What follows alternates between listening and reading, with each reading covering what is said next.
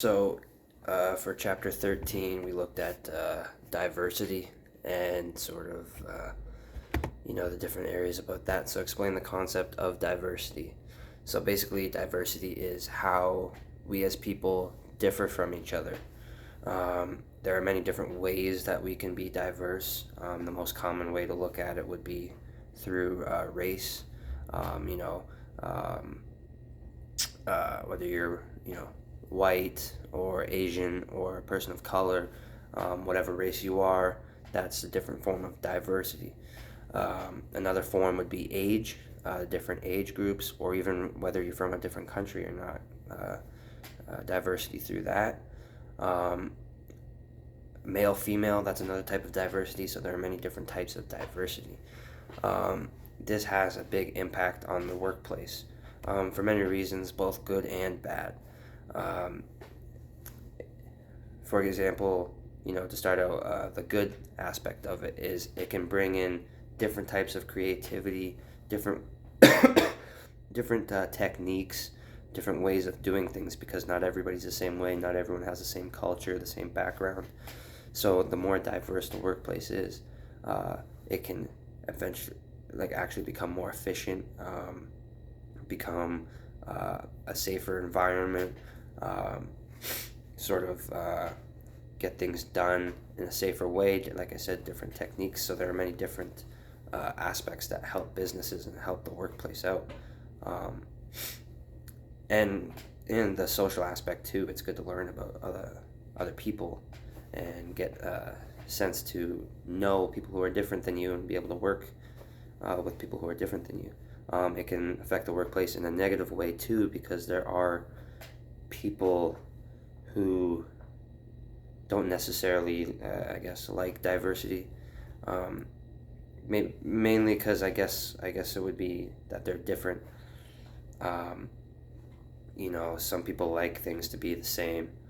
Um, so different personal views can get in the way. There can be some prejudice towards different people, some bias, different things that can hinder the workplace and actually create more problems and cause problems. Um, so that sort of leads into part two, or what are the most common elements that impact our personal views. So a lot of the times, people think there is one way to do something, and that their way is the best way to do it, and that's not always the case. Um, Other people have different ideas, different ways of doing things, different types of creativity that they can bring into the workplace. Um, but a lot of the times, personal view can sort of get in the way of that. Um, like I said, there's bias. Some people have prejudice. Um,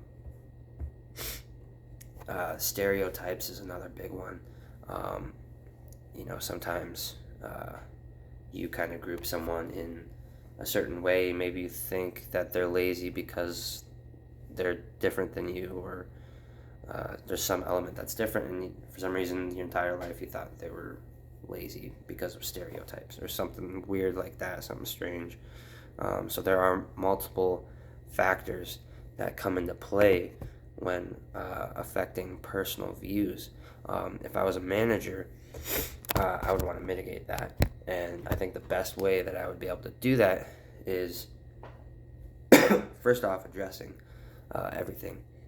Um, but I think the main way would be through um, uh, uh, team bonding, workplace bonding activities, and it would give people a chance to get to know each other and know that those stereotypes aren't true, or they aren't always true, and other people have different ideas, and these other people who are different are uh, they're fun to be around and they're hard workers, and just because they're different doesn't mean that it's a bad thing.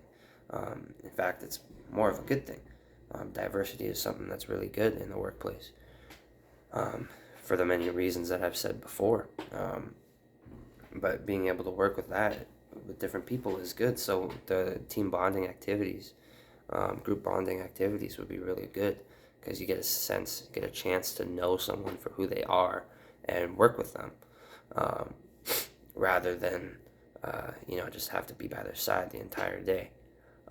So, as a manager, how would we address diversity along with inclusion? So, like I said before, I feel like that kind of goes with the last part. Um, Team bonding is a big thing because it has such a big impact on the culture within the organization. Um, that's something that can really grow and shape, your the culture within your business, because it gets people to know each other. It gets people to um, uh, get a chance to work with each other. Um, so team bonding is something that's very very very important, I think. Um, in a sense, it can help eliminate the different the challenges that certain minorities face, like uh, ethnocentrism. I think that's how you pronounce it. When you think that one group or one culture is superior to another. Monoculture, a culture that only accepts one way of doing things. Um, those two right there are what you want to avoid. That's two things that you want to address right away within your culture or within your organization, because that will just hinder the success of your company and the mental state of your workers, because it can get out of hand sometimes. But that's a big thing there. Two things that you really want to avoid. Ethno relativism, belief that groups and subcultures are inherently equal. So this basically, um, you want to be able to consider people as uh, sort of the same. Like, you're not going to look at anybody differently.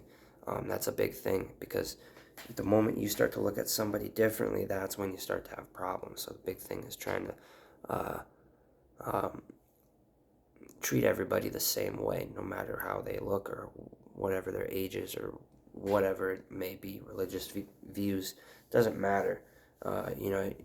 You work with each other and you're a team. Um, Pluralism, an environment in which the organization accommodates several subcultures. So basically, you want to um, be able to accommodate the different minorities that you have within your organization. Of course, you don't want to go overboard, because I don't want to make that sound bad. But you don't want to make other people feel like you're giving too much attention to them. But it's almost like when you're hiring somebody, in my opinion, you hire the best person for the job, no matter what they look like or what their views are. If they're the right man or woman for the job, then you hire them. To me, it doesn't matter. But sometimes people try and or companies try and reach their certain level of diversity, which can, create some problems. Because, the way I see it too is basically, if you're hiring someone because they're a minority, isn't that almost like disrespectful to them in a sense? Because that's the reason why you're hiring them, not for their skills. So that's my opinion on it, I think. But like I said, diversity is something that's very good, and it can shape an organization really well if it's done correctly. So basically, that's everything that we learned for Chapter 13.